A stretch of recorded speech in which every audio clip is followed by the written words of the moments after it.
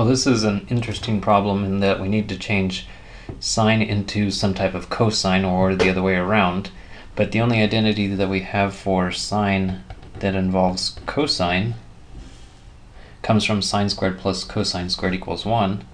So sine equals the square root of 1 minus cosine squared. But if I substitute that in for sine, I'm going to have a square root and a cosine and a 1/2. In order to get rid of the square root, I would need to move this over to the right hand side and then square both sides, which sounds sort of like a mess.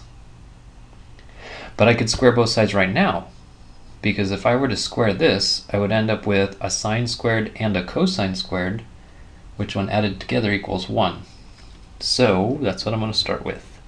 Square both sides. So there's going to be a sine squared.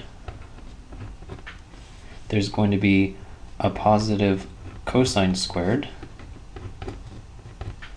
And then the middle term is going to come from multiply these two and then double it. So negative 2 sine of x cosine of x. And if you have the identities memorized, then you should recognize that right away and realize in the future I might be using sine of 2x. Okay, so to continue with the algebra, this equals 1/4. And then sine squared plus cosine squared equals 1.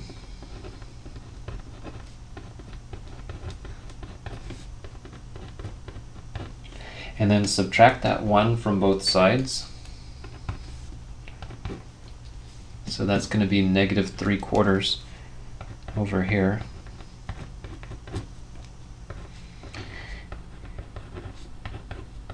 And then I've got sine and cosine again, so I would need to change one into the other, or as I just talked about with the identity, use that this is 2 sine of 2x. Wait, 2 sine of x cosine of x is equal to sine of 2x. And the two negatives can cancel each other out so that this is equal to a positive 3/4. So this is saying, when does sine, for the moment I'm going to ignore the 2x and just look at the idea, when does sine equal 3/4? So here's 2 pi, here's pi, and then 3/4 would be at about this height. So we can use the calculator to find out what's sine inverse of 3/4, and it'll tell us this first answer.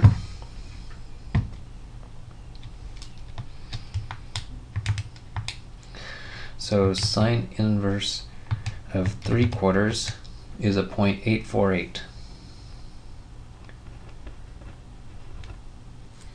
And if you follow the graph over here at a height of 3/4, then there's going to be another answer to the left of pi. So that's going to be at pi minus the 0.848.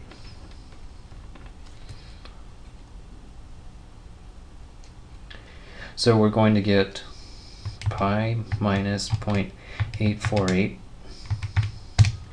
is a 2.294.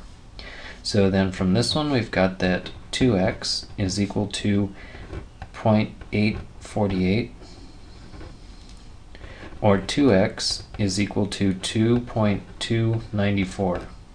And whenever you're dealing with double or triple angles or quadruple angles, you do the dividing at the very end. So from the graph, get all of the possible solutions, there they are, and then do the dividing at the end. Because if you ever need more solutions, all you've got to do is go back to these two and add 2 pi.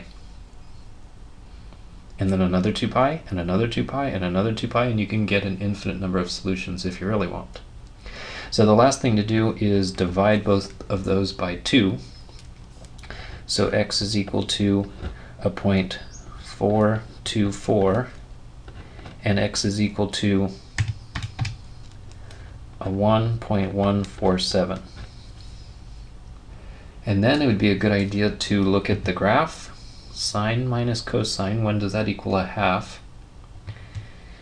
And there are two solutions, so just double check that we got them right. Trace 0.424 is wrong. So throw this one out. It's wrong. This squaring idea was great. It got us to this. And in fact, if you check that answer, 1.147 is correct. But the problem is when you square both sides, it's possible to introduce extra answers that aren't really a part of the original problem. They would be solutions to this one, this line right here, but the original one didn't have squaring, so we just introduced extra answers, like this one. So then, keep this solution, but then we need more solutions. So, take these guys,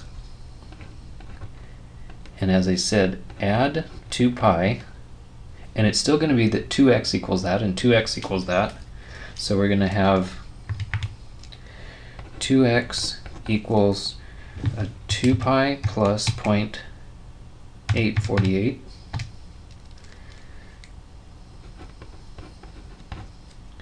And add 2 pi to the other one, 2.294. 8.577, and then divide by 2.